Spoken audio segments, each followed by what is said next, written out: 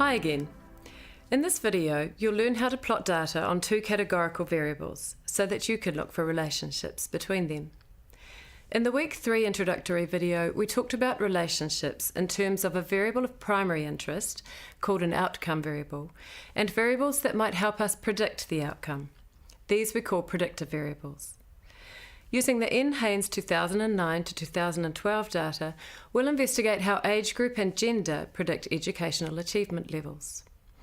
Education is our outcome of interest, age and gender are our predictor variables.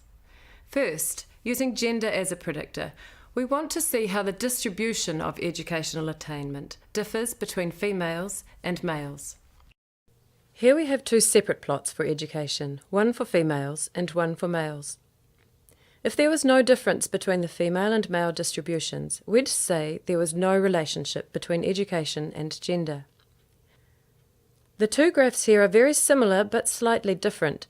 For example, about 30% of females are college graduates, compared with about 28% of males.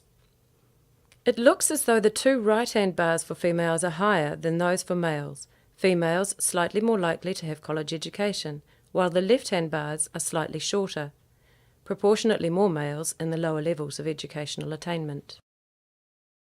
We'll now rearrange the sets of bars so that corresponding bars for females and males are placed beside one another. This is called a side-by-side bar chart. This makes the small differences between the educational attainment outcomes much more obvious. The colour coding tells us what predictor group we are looking at, green for females, red for males. Which plot should we use? Both. Both have their strengths, and we should use both. The first law of using graphics for discovery is that you should look at many types of graphs. Often you'll spot something in one that you missed in another. A separate set of plots of the outcome variable, one for each predictor group, is good for revealing gross differences and overall shape. The side-by-side plot is good for looking at detailed differences. Age in decades is a predictor variable with more categories. Here we have a separate plot for the outcome variable education for each category of age decade. The separateness of the groups has been emphasized by using colour. If there was no relationship between the outcome education and the predictor age decade, all of these plots would be the same, but in fact there are quite large differences.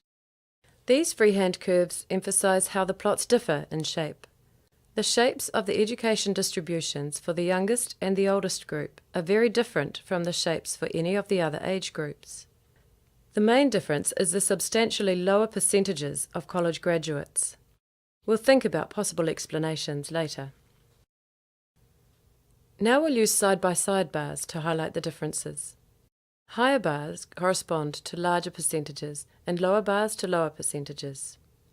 On the right-hand side, we can see the reduction in the percentages of college graduates with each decade from age 50, and the low percentage of college graduates in the light blue 20 to 29 age group.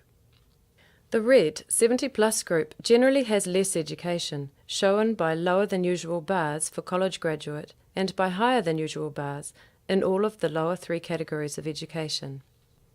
The light blue 20 to 29 group has unusually large percentages in the high school and some college categories. We should expect this because many of the younger ones in particular would not yet have finished their formal education. You may have noticed in this plot that some bars are narrower than others. The widths of the bars have been made proportional to the number of people in the group. There are less than half as many people in the 70-plus group than there are in the first three age groups. For all their good points, a big disadvantage of the side-by-side arrangement of bars is that people often get confused by these graphs, particularly by getting the percentages of what for who the wrong way around. They may look at the cluster of college grad bars and think they are being told about the percentages of college grads who fall into each age group.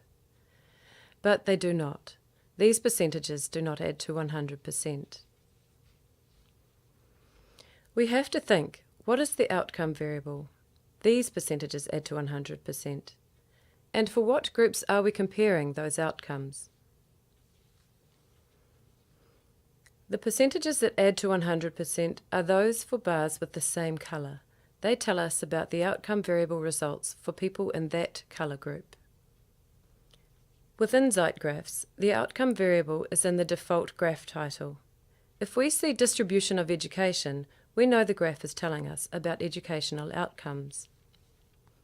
The colour groups are the age groups. We're looking at the educational outcomes of the various age groups. This is very different from the age group outcomes for the different educational groups.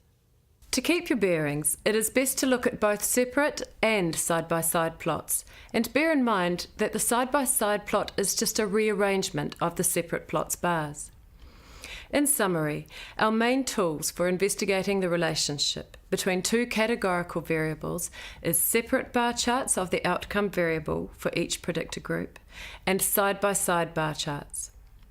Separate bar charts are best for revealing gross differences in overall shape, while side-by-side bar charts are better for highlighting detailed differences between corresponding categories.